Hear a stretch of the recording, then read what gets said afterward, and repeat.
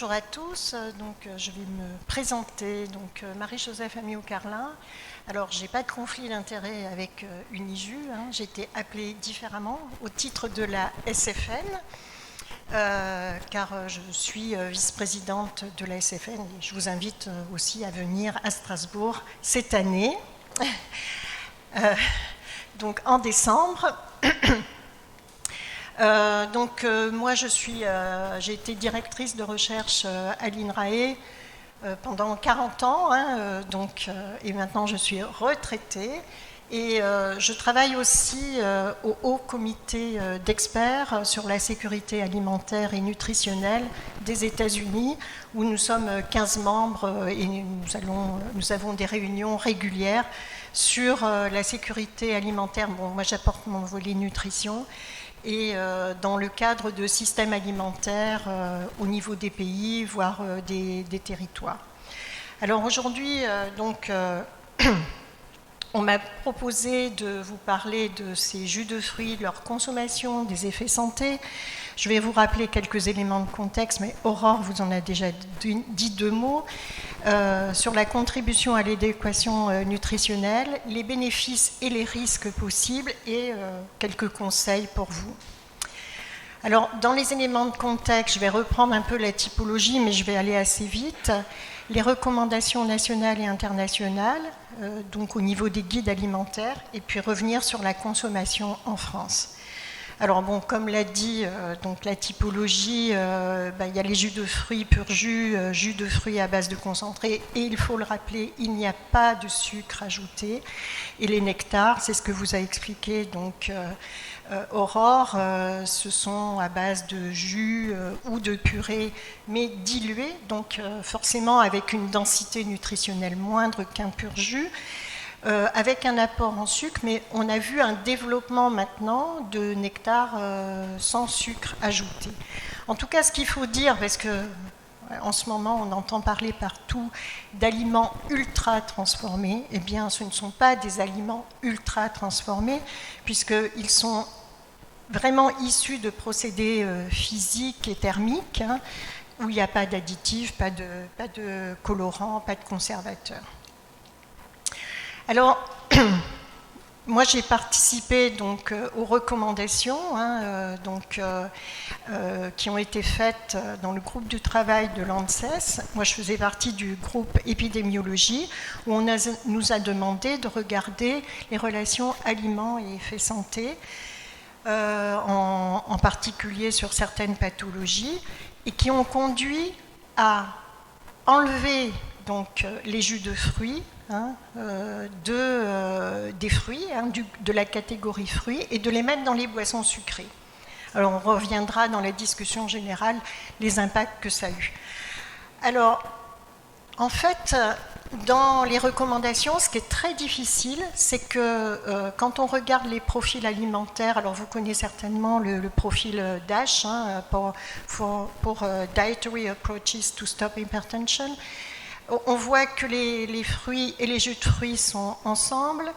Dans les scores méditerranéens, le alternatif pris par les Américains et le score méditerranéen, on voit qu'un coup il y a avec les jus de fruits, un coup il n'y a pas les jus de fruits, ou alors les fruits à coque. Vous voyez que c'est un peu compliqué pour voir les effets santé.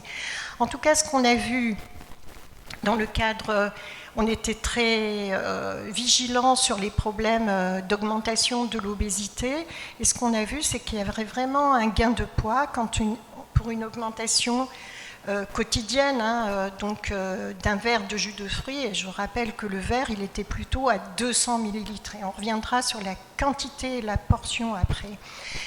Et quand on regarde d'autres pathologies, moi j'en avais plus, j'étais plus focalisée sur ces pathologies, diabète de type 2 et maladies cardiovasculaires. On voit que la consommation de boissons sucrées, d'une manière générale, augmente le risque de ces pathologies. Vous voyez que c'est de l'ordre à peu près de 20% entre des non-consommateurs et des forts consommateurs. Mais en fait, on ne voit pas vraiment de conclusion sur les jus de fruits. Mais ce qui nous a alertés, c'est quand même Aurore en a parlé un petit peu, mais je vais revenir après là-dessus, c'est la quantité de fructose dans les boissons qui est susceptible d'engendrer, pour une forte consommation, hein, vraiment c'est une forte consommation, à une augmentation de la lipogénèse, de tout ce qui est dyslipidémie et de résistance à l'insuline. Et en fait, ce qu'on voit, c'est que les consommateurs de boissons sucrées, dont des jus de fruits, donc il y a beaucoup de fructose, mais ils vont aussi chercher des aliments aussi riches aussi en sucre. Donc il faut bien raisonner dans la diète totale. Ça, c'est un point quand même qui est essentiel. Et on reviendra sur l'effet du fructose après. Et quand on regarde les méta-analyses, hein, ça nous permet d'augmenter la puissance statistique sur des populations un peu plus importantes. Hein. On voit que, en fait, autant on voit que sur les boissons sucrées, on a une augmentation du risque de diabète de type 2, autant sur les jus de fruits, c'est pas si évident ça, c'est pas si significatif. Et aussi, il y a deux études, hein, celle de Imamura, qui est au Royaume-Uni, et une qui est conduite aussi aux États-Unis par une équipe qui a travaillé avec le professeur Willett. Et on ne voit pas d'effet, alors j'ai rajouté ça parce que je pense que c'est aussi important, c'est qu'on ne voit pas d'effet significatif sur le diabète gestationnel. Alors, ça va être compliqué parce que dans les recommandations alimentaires, donc en France, donc on a sorti les jus de fruits des boissons sucrées, mais on était assez cohérent avec les études, le guide canadien. Vous voyez que les boissons sucrées sont avec le thé glacé sucré, les jus de fruits sont avec toutes les boissons sucrées, avec le thé, les boissons gazeuses, etc. Quand on regarde, alors je ne sais pas si vous voyez très bien, mais quand on regarde chez le guide australien, qui avait utilisé la même méthodologie que nous pour mettre en place ces nouvelles recommandations, vous voyez que les jus de fruits sont intégrés dans la catégorie des fruits. Donc on n'a pas tous la même perception. Dans le guide alimentaire des États-Unis, il y a des recommandations avec une limite de consommation, mais vraiment là, alors c'est strict, hein, parce que nous on avait travaillé que sur la population adulte, mais là ils ont fait sur la population enfant, ne pas donner de jus de fruits au moins jusqu'à 2 ans, hein, et dans les premiers mois, ne pas consommer de jus de fruits. Ça, c'est vraiment très clair, et puis là, on est tous convergents, hein, sur ces recommandations. Alors, dans le guide allemand récent, vous voyez, qui date de 2024, là, donc de cette année, alors c'est en allemand. Bon, alors je vais vous traduire, hein, mais donc la première colonne, c'est les aliments végétaux. Et Obst und Gemüse, c'est les fruits et légumes. Et vous voyez que les jus de fruits sont juste derrière. Säfte, ça veut dire jus.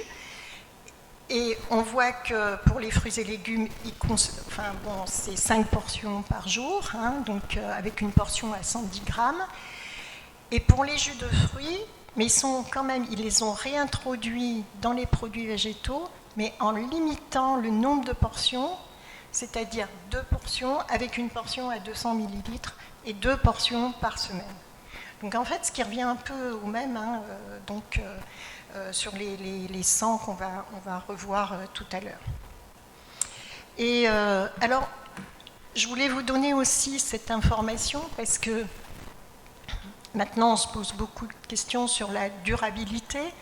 Et dans les recommandations, dans les pays nordiques, ils ont mis aussi les jus de fruits avec les fruits pour des raisons aussi d'impact sur le changement climatique. Ça aussi, c'est important.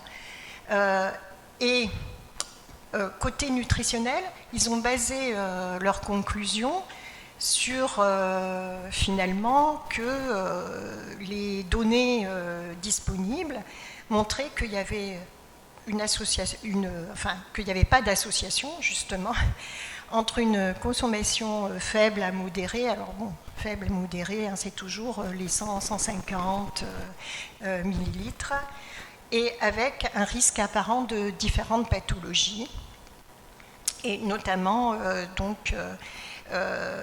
certaines pathologies, bon, comme je l'ai décrit tout à l'heure, hein, le diabète de type 2.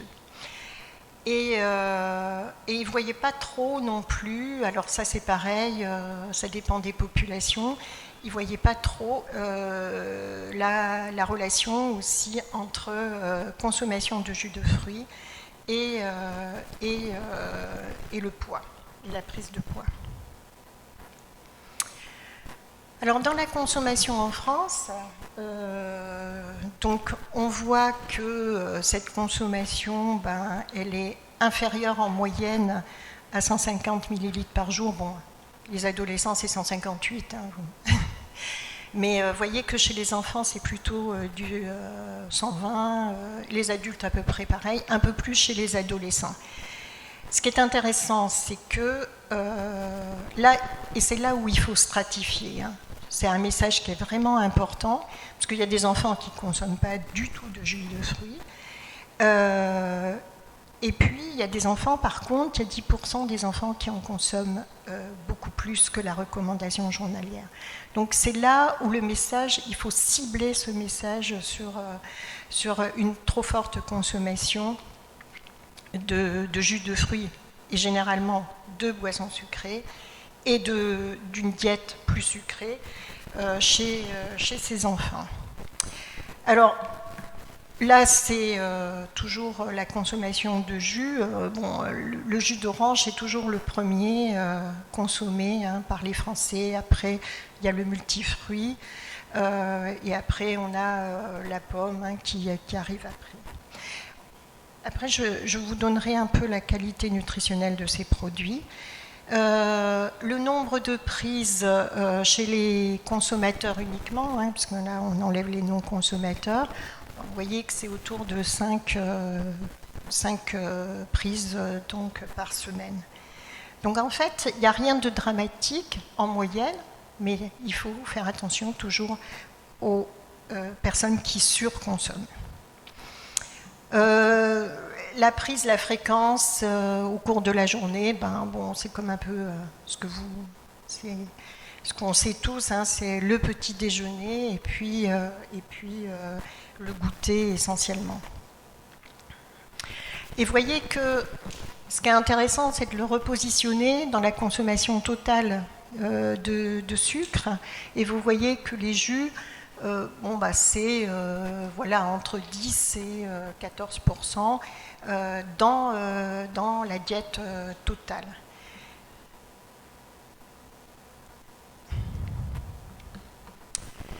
Alors, ce qui est quand même intéressant, c'est que ce qu'on voit, c'est que les consommateurs de jus de fruits consomment aussi plus de fruits et de légumes, alors que les consommateurs de boissons sucrées consomment plus de produits sucrés. Donc encore une fois, alors il y a une perception, hein, on reviendra là-dessus. Donc, et vous voyez que les jus et les boissons sucrées, hein, BRSA, hein, en fait, avec les jus, en fait, on voit que les jus sont vraiment très peu, comme je l'ai dit, hein, c'est à peu près autour de 10%, hein, des apports en glucides simples. Alors, c'est intéressant de savoir la perception, parce que cette perception, elle est regardée aussi par rapport aux ultra-transformés. On voit qu'il y a une naturalité, hein, il y a beaucoup de gens qui parlent de naturalité, hein, du produit.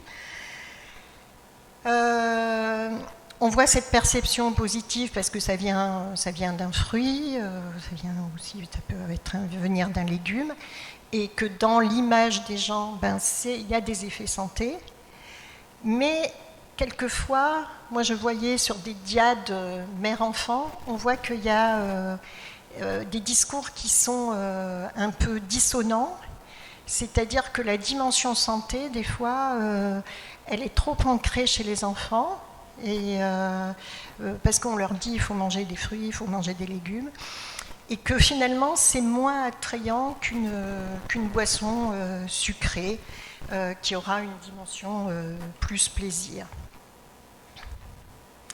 Alors, sur la contribution à l'adéquation nutritionnelle, je voudrais quand même revenir là-dessus. Ce qu'a dit Aurore, hein, bien sûr, hein, on va pas, les jus de fruits viennent des fruits et la qualité nutritionnelle va dépendre de la qualité nutritionnelle de ces différents fruits. Alors, ce qu'on voit sur cette figure-là, c'est j'ai mis que les sucres, et en fait, on voit que les produits les plus sucrés sont le jus de raisin, le jus de pomme, et les moins sucrés vont être les jus d'agrumes plutôt, hein, le jus d'orange en particulier, qu'il soit pur jus ou à base de concentré. Alors, ce qui est aussi intéressant, c'est pareil, hein, c'est le focus sur le fructose, hein, et vous voyez que le jus de raisin est quand même très riche en fructose. Donc, puisqu'on atteint 8 grammes pour 100 grammes, et dans ma diapo au départ, hein, il ne faut pas dépasser les 50 hein, dans l'alimentation totale. Or, on a plein de fructose, même dans les autres fruits. Hein, donc ça, c'est un point quand même qui est extrêmement important. Alors après, bien sûr, hein, je l'ai dit, les jus de fruits ne sont pas des boissons sucrées comme les autres, puisqu'elles ont une densité nutritionnelle importante. Et ce qui est intéressant, c'est la vitamine C et la vitamine B9. Aurore vous en a parlé. Et donc, on voit bien que les produits qui sont vraiment les plus riches hein, sont les produits à base d'agrumes, c'est-à-dire jus de fruits, même le multifruit est intéressant, comparativement au jus de raisin ou au jus de pomme. Et ensuite, les jus qui sont de couleur orange, hein, c'est le bêta-carotène qui donne cette couleur orange, hein, les caroténoïdes, et le bêta-carotène est provitaminique A, et donc on voit que, encore une fois, les jus multifruits en particulier sont intéressants pour ce bêta-carotène provitaminique A. Je vous ai mis ça, parce que quand on la regarde comme ça au niveau macro, on se dit « oh, il n'y a pas de différence hein. ». Vraiment, entre un fruit et un jus de fruit, il n'y a aucune différence. Bon, un petit peu moins de vitamine C. Alors, je vais faire un petit aparté là-dessus. C'est que la vitamine C dans le jus d'orange est particulièrement stable. Alors, vous pouvez presser une orange, vous pouvez ouvrir votre bouteille de jus de fruits, votre vitamine C, elle ne va pas bouger. Ça, c'est quand même un produit extrêmement intéressant en tant que source de vitamine C. Alors, bien sûr, dans les fruits, par rapport au jus de fruits, les fruits, il y a plus de fibres. Et en fait, le jus de fruits n'est pas un fruit puisqu'il y a une texture et que ça aussi induit un effet satiétogène. Mais ce qui n'est jamais pris en compte, et ça je fais quand même un petit point là-dessus, c'est quand même la charge glycémique. Donc la charge glycémique est quand même plus élevée pour les jus de fruits que celle des fruits entiers. Et j'ai pris le cas du jus d'orange, hein, qui a une charge glycémique qui est 2 fois plus élevée qu'une orange. Alors, quels bénéfices et quels risques ? Donc, on a parlé de la vitamine C, on a parlé de la vitamine B9. Bien sûr, la vitamine C, Elle ne vient que des fruits et légumes, un peu des pommes de terre, ok. Et les folates, en fait, on en mange très peu, pour différentes raisons. On mange peu d'abats en France. Et puis les végétaux, ce sont des végétaux plutôt, les végétaux dits verts, hein, les légumes feuilles verts qui sont riches en folates, mais avec un problème, c'est qu'ils se dégradent très facilement, ces folates, dans ces végétaux. Donc en fait, quand on a un produit tel que les jus ou les légumes, hein, en entier, en fait on voit bien qu'il n'y a pas que ça. En fait, vous voyez qu'il y a aussi du potassium, du calcium, du magnésium. Donc en fait, il y a un profil nutritionnel quand même intéressant sur toute la gamme des fruits, y compris les jus de fruits. Alors, vous savez, vous connaissez les fonctions de la vitamine C. Antioxydants, vasodilatation endothéliale, biosynthèse de neurotransmetteurs. Donc il faut avoir des taux de vitamine C, donc plasmatiques, dont on sait que pour avoir une bonne santé, c'est entre 60 et 100 millimoles par jour, hein, donc le statut. Et on voit que sur des populations extrêmement défavorisées, on n'a pas ce statut. Chez les jeunes, par exemple, actuellement, les étudiants, il n'y a pas ce statut. On est très loin de ce statut. Donc, et d'autant plus si on fait de l'activité physique, comme c'est un antioxydant, la vitamine C se dégrade extrêmement rapidement, hein, dans notre corps. Et c'est pour ça que je voulais quand même, je ne veux pas promouvoir, mais je promeus aussi pour des populations qui sont vulnérables, avec des petits budgets. Si on met le coût du nutriment, eh bien un jus de fruits, ça a un coût de nutriment un peu moins cher que le fruit. Donc il ne faut pas stigmatiser, c'est un peu ça que je voulais vous donner comme message, c'est que c'est quand même aussi important. Et vous savez que cette vitamine C qui est antioxydante, c'est une espèce de plaque tournante qui va protéger, comme c'est un agent réducteur, c'est une plaque tournante qui va protéger beaucoup d'autres molécules, hein, nutriments, mais aussi d'autres molécules dans notre corps. Donc voilà. C'était un petit aparté parce que je pense que c'est quand même important de dire que ça a un coût raisonnable, hein, de nutriments par ces produits. Alors on parle beaucoup aussi d'autres nutriments qu'on appelle des phytomicronutriments. Alors dans les jus de fruits, dans les fruits on sait, hein, il y a beaucoup de composés phénoliques, hein, qui ont un effet sensoriel, mais ce qu'il faut savoir, c'est que c'est des effets quand même à bas bruit, hein. C'est des effets qui vont agir, en gros, hein, sur le métabolisme du glucose, qui vont agir aussi sur la tension artérielle, et maintenant, on le sait, hein, sur le microbiote, hein, on en parlait tout à l'heure avec Aurore, avec des effets qui avaient été déjà montrés depuis très longtemps, hein, presque 20 ans maintenant, sur la perméabilité intestinale via la bactérie qui s'appelle Akkermansia. Et puis les caroténoïdes, on sait qu'ils agissent aussi sur la sensibilité à l'insuline. Donc tout ça pour vous dire qu'il y a des nutriments, alors avec des repères nutritionnels pour la population, et puis aussi un panel de phytomicronutriments qui convergent sur des effets bénéfiques sur la santé. Tout ça pour vous dire aussi, je ne sais plus si je l'ai, ah non, je vais vous le dire après. Je reviens sur le fructose parce qu'il y a un très bel article de Luc Tapie sur le fructose et les sucres, hein.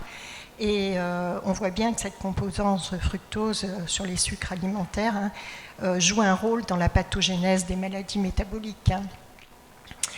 et que chez un sujet sain, la surconsommation de fructose, même de courte durée, elle s'accompagne d'une résistance hépatique à l'insuline, d'augmentation des TG, d'un stockage de TG intrahépatique et d'une concentration accrue aussi d'acide urique.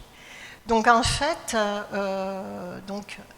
méfiance aussi, encore une fois, sur la surconsommation et toujours dans un cadre de diète totale.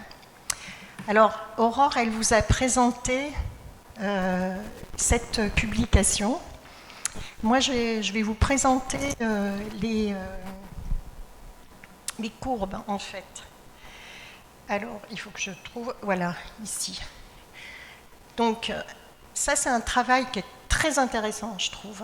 Parce qu'en fait, quand on veut faire des recommandations, et moi, c'est ce que je fais au niveau international, c'est de faire de l'evidence-based science. Donc, et à partir de cette publication, elle est vraiment intéressante parce qu'ils ont regardé les différentes catégories d'aliments et de boissons vis-à-vis du syndrome métabolique.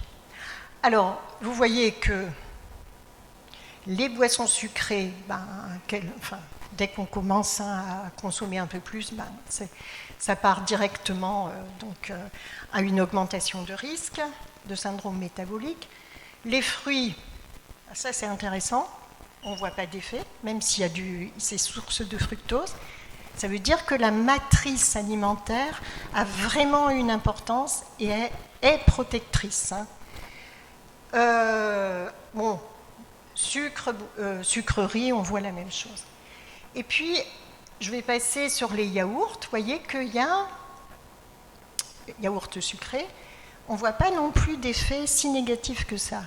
Et si on regarde les jus de fruits, alors, Aurore, tu as dit la courbe en U. Moi, je dis c'est une courbe peut-être en J. Mais, parce que je la vois comme ça. Vous voyez, c'est comme ça, en fait. En fait, jusqu'à à peu près 100 millilitres, on voit qu'il y a une réduction du risque de syndrome métabolique. Et puis, on voit que la courbe, elle repart très rapidement au-delà de 150 millilitres. Donc ça nous donne une base vraiment très importante pour les recommandations alimentaires. J'ai un peu détaillé. Sur cette publication, je l'ai prise parce que ce sont chez les enfants, en différenciant des ados et des enfants en deçà de 4 ans. Alors, on voit qu'il y a, chez l'adolescent, il n'y a pas d'effet significatif sur l'augmentation de l'IMC, traduit par le Z-score. Mais par contre, ah oui, c'est 6 ans, pardon. Non, je me suis trompée. Ah non, c'est 6 ans, oui. C'est bien 6 ans. On voit qu'il y a une augmentation chez les enfants, donc en bas âge. Bon. Après, il y a des limites dans cette publication, c'est-à-dire qu'il faut encore une fois faire une stratification des... Alors là, il n'y avait certainement pas la puissance statistique, mais les enfants de moins de 2 ans, c'est quand même important de les différencier des 3-6. Et puis, dans la publication, quand j'ai regardé la publication, et il y avait un petit passage qui était quand même intéressant, c'est qu'ils ne consomment pas le même produit. Et on voit que chez les adolescents, c'est plus des jus d'agrumes qui consommaient, alors que chez les petits, ils consommaient plus de jus de pommes plus sucrés et de jus de raisin. Donc vous voyez aussi la différenciation qu'il y a entre les jus. Alors, il y a eu plusieurs revues systématiques, dont une qui est sortie dans le JAMA pédiatrique là, cette année. Et on voit que dans cette étude, alors là, il faut aussi regarder que la portion, elle est plus de 200 millilitres. Et donc là, effectivement, on voit une augmentation de l'IMC chez les enfants. Et chez les adultes, on voit aussi, mais c'est associé en fait à plus de calories prises d'une manière générale. Alors, ce qui est intéressant, peut-être qu'il faut faire bouger les choses, c'est là. Peut-être qu'il faut que nous, nutritionnistes, on réfléchisse à rechanger les catégories, parce que quand on fait de la substitution d'une boisson sucrée par du jus de fruits, on voit qu'on a un risque cardiométabolique plus faible. Donc voilà, après, il n'y a pas d'effet sur le diabète de type 2. Alors, pour finir, je ne sais pas quelle heure il est là. Hop. Quelques conseils, quelques conclusions. Donc, moi j'ai tracé un peu comme ça en disant les jus de fruits, non, ce n'est pas équivalent aux fruits au regard de la satiété, de la charge glycémique, essentiellement, même s'il y a un profil nutritionnel qui est quand même relativement identique. Que la question du sucre est cruciale, que le fructose, c'est le plus néfaste quand même. C'est comme ça qu'on rend aussi les rats en modèle, on les rend diabétiques comme ça. Donc il faut vraiment mettre une limite sur ce fructose et que effectivement il va falloir caractériser et cibler ces grands consommateurs de jus de fruits et d'une manière générale de boissons sucrées. Voilà, donc ce que je répète, c'est que les jus de fruits sont différents des boissons sucrées parce que en termes de densité nutritionnelle, ça n'a rien à voir.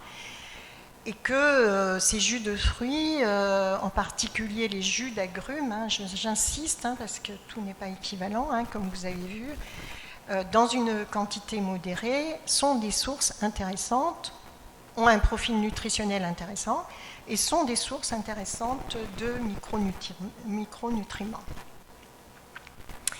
Et ça, c'est important parce que, alors moi j'ai travaillé beaucoup dans les pays en Afrique en particulier, et on voit bien que des fois il n'y a plus de fruits, il n'y a plus de production, et donc ces produits transformés à base de fruits sont des éléments essentiels pour ce qu'on appelle les périodes dites de soudure, c'est-à-dire on n'a pas vraiment à se mettre, j'allais dire, à boire ou à se mettre sous la dent de bons fruits et de bons légumes.